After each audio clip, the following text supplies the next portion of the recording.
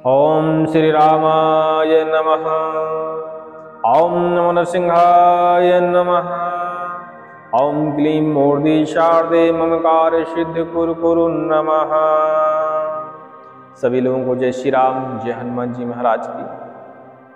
आज हम आपको एक विशेष सुरक्षा साबर मंत्र के बारे में जानकारी देने वाले हैं, जो कि नरसिंह भगवान का साबर मंत्र माना जाता है। सभी प्रकार के देव देवी देवता भूत प्रेत डाकनी साकनी मरी मसान दैत्य बैलताल बरम राक्षस तंत्र मंत्र जादू टोना जैसे घातक विद्याओं का यह मंत्र शमन करने वाला होता है। सभी प्रकार की तंत्र बाधाओं को यह मंत्र भस्म कर देता है, ऐसा इस मंत्र के शब्द बताते हैं। लेकिन इसे हमारे यहाँ झाड़ा फूंकी में प्रयोग किया जाता है। जब भी किसी के ऊपर प्रेत पिशाच की बाधा हो या किसी को सुरक्षा की आवश्यकता हो, कहीं एकांत में उसे भय हो, तब भी इस मंत्र का प्रयोग किया जाता है। नज़र झाड़ने से लेके तंत्र उतारने से लेके तंत्र को हटाने से लेके बहुत सारे कार्यों में इस मंत्र का प्रयोग किया जाता है। साधकों के लिए यह मंत्र विशेष हो सकता है यदि वो इसकी साधना कर पाए। मंत्र आपने हमारे संकटनाशक चैनल पर इस वीडियो के रिलीज होने से पहले श्रवण कर ही लिया होगा, तभी आप यह विधि देख पा रहे हैं। और इसकी विधि करने की जो विधि है वो आसान है। इस मंत्र की जो विधि है बड़ी ही आसान मानी जाती है। नवरात्रें, गुप्त नवरात्रें, दीपावली की रात, होली की रात, ग्रहण काल, ऐसे समय में इस मंत्र का आप सिद्धिकरण कर सकते हैं।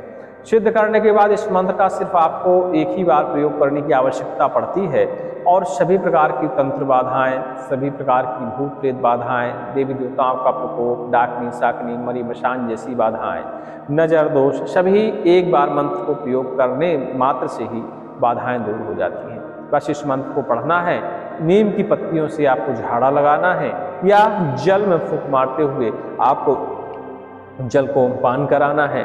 नींबू से उतारा करना है। उड़द के दानों का प्रहार करना है। ऐसा करने से सभी प्रकार की भूतक चेटक बाधाएं या तंत्र बाधा, चलाई गई बाधाएं, किया कराया, ये सभी प्रकार की तंत्र बाधाएं देखो नष्ट हो जाती हैं। अब मानने वाले कुछ भी माने, लेकिन हमने इस मंत्र का परीक्षण इतना अच्छा देखा है। जंगल ऊपर वालों का मंत्र है और जितने भी जंगल ऊपर के लोग होते हैं कलदा क्षेत्र के, वो इस मंत्र का प्रयोग करते हैं गुप्त तरीके से। अब मंत्र तो सभी को नहीं बताया जा सकता, लेकिन गुप्त तरीके से मंत्र का प्रयोग होता है और अच्छा खासा इसका रिजल्ट निकल के आता है, बहुत अच्छा असर मिलता है। जिस व्यक्ति ने इस मंत्र को हमको दान किया था उसने इसकी सिद्ध विधि हमको बताई थी, लेकिन इस मंत्र को हमने सिद्ध भी नहीं किया कभी, लेकिन फिर भी इस मंत्र का हम प्रयोग करते हैं और यह मंत्र तत्काल ही प्रभाव दिखाता है। अब हमारे देखिए चैनल में बहुत सारे मंत्र पड़े हैं, तो आप सोचेंगे हम कौन कौन से मंत्रों का प्रयोग करते हैं। देखिए मंत्र तंत्र भी एक प्रकार दवा का काम करते हैं और अलग अलग बाधाओं में अलग अलग मंत्रों का प्रयोग किया जाता है। जैसे कि तरह तरह की बीमारियां होती हैं, किसी में एंटीबायोटिक में काम होता है, किसी में पैरासीटामोल में ही काम हो जाता है, किसी में दर्द की गोली में ही काम हो जाता है और कई बार सारी गोलियां भी देते हैं तब भी असर नहीं होता, तो दवा बदलने की आवश्यकता पड़ती है।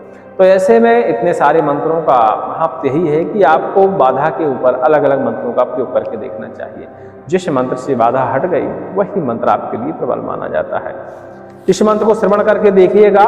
यदि आपके ऊपर मरी मशान जैसी, किए कराए जैसी बाधाएं होंगी या भूत प्रेत डाकनी शाकनी की साया आपके ऊपर होगी, तो वह तत्काल ही श्रवण मात्र से हट जाती है और आपको कुछ घंटों का आराम इस मंत्र से लग जाता है। और जब कुछ घंटों का आराम लग जाए तब फिर इस मंत्र के सिद्ध करने के बारे में आप विचार करिएगा, क्योंकि सिद्ध करने में मंत्र में समय लगता है और थोड़ा सा धन भी लगता है और जब मंत्र बाद में कार्य नहीं करते तो मानसिक टेंशन भी होती है कि इतना हमने जप किया और मंत्र ने कार्य नहीं किया। तो इसीलिए हम कहते हैं मंत्र को सिद्ध करने से पहले, मेहनत करने से पहले मंत्र को 5 से 10 मिनट श्रवण किया करिए।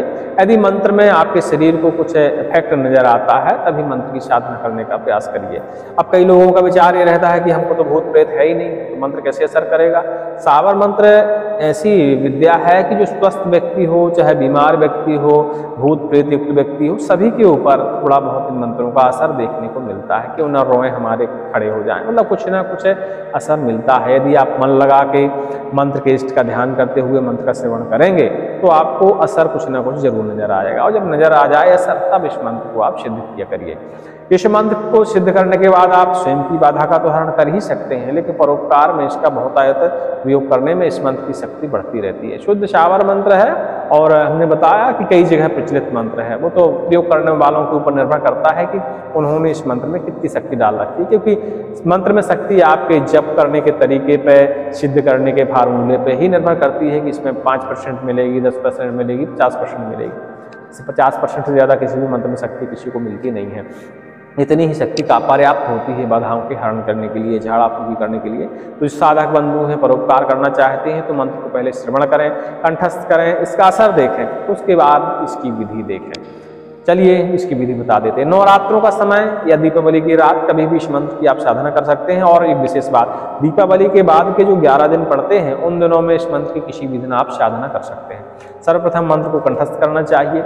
इसके बाद नरसिंह भगवान की एक चित्र जो शांत स्वभाव में हो, या कोई भी जो आपको मिल जाए तो बहुत अच्छी बात है, शांत स्वभाव मिले तो अति उत्तम है, उसको सामने स्थापित करिए। 4 मुख का एक दीपक जला दीजिए। नरसिंह भगवान का श्रृंगार करिए, जो भी आपको आता हो, साधारण पूजा, क्योंकि साबर मंत्रों में कोई विशेष विस्तार से पूजा करने की आवश्यकता नहीं होती। कुछ मंत्रों में होती है, पंचोपचार की जरूरत पड़ती है।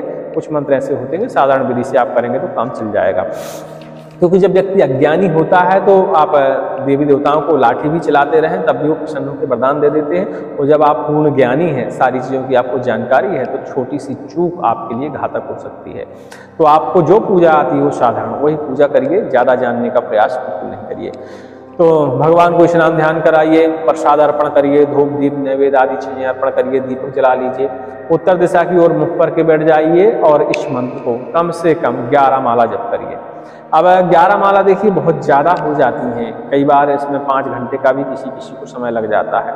लेकिन अब मंत्र को हमको परोपकार में भी प्रयोग करना है और स्वयं की बाधा का भी हरण करना है, तो इतना समय एक दिन का आप खर्च कर सकते हैं। जिस दिन भी आपको साधना करनी हो उस दिन पूर्णतया व्रत रहें, हल्का फुल्का आहार ग्रहण करें, जल फलाहार ऐसे, ताकि आपको बार बार आसन से उठना न पड़े, ठीक है। और इसके बाद आप इस मंत्र की साधना करें। मंत्र ध्यान से सुने और इसका फिर हम बताते हैं आगे की विधि। ओम नमो आदेश गुरु को अपर कोठा बिगड़ कोटा पाताल राख प्रहलाद राख पांव देवी हृदय राख कालिका मस्तक राखे महादेव कवच बन के खड़ी कंकाली नैना राखे जालपा जो कोई इस पिंड प्राण को छेदे देव देवी देवता भूत प्रेत डाकनी साकनी मरी मशान दैत्य बैताल बरम राक्षस तंत्र मंत्र जादू टोना कंठमाला रोग तिजारी सांझ को सवेरे को सब किए कराए को जलाकर भस्म कर स्वाहा पड़े इसकी रक्षा नरसिंह जी करें पूरे मंत्र गुरु के वाचा से। ओम नमो नरसिंहाय नमः। इस तरह का देखिए मंत्र है और इसको पूर्ण विस्तार से सुनने के लिए पिछला वीडियो देख लीजिएगा तो आपको आसानी से 108 या 51 बार आपको श्रवण करने के लिए उपलब्ध हो जाएगा। और श्रवण करते हुए ही मंत्र कंठस्थ करें तो अति उत्तम रहता है। मंत्र वैसे ही लिख देंगे हम डिस्क्रिप्शन में, तो आप देख लीजिएगा, चाहे इस वीडियो में देख लीजिएगा चाहे इसके पुराने वाले वीडियो में देख लीजिएगा, पिछले वाले में कहने का मतलब, तो आपको लिखा हुआ डिस्क्रिप्शन में मिल जाएगा। इसके बाद इसका आप 11 माला जप करिए और कोशिश करिए कि इसका 10% आप बन कर पाएं। इतने में ही यह मंत्र कार्य करने लगता है। मंत्र को जब आप जाप करते हैं तो उल्टे सीधे लक्षण इसमें प्रकट होकर आ सकते हैं, क्योंकि अक्सर बुरी शक्तियां हमारे मंत्र साधना में विघ्न डालती हैं कि कहीं आपका मंत्र यदि सिद्ध हो गया तो उनको आपके घर से हटना पड़ेगा, तो अक्सर वो विघ्न डालने का प्रयास करती हैं। इसलिए इस मंत्र को जप करने से पहले अपने शरीर में एक सुरक्षा कवच जरूर धारण करें और आसन बंध मंत्र सुरक्षा घेरा मंत्र का प्रयोग करें। हमारे पिछले वीडियो देखिएगा, आपको मिल जाएंगे तरह तरह के घेरा मंत्र, तरह तरह के सुरक्षा मंत्र, आसन बंधन मंत्र आपको मिल जाएंगे। जो आपको आसान लगे उसका आप प्रयोग करिएगा।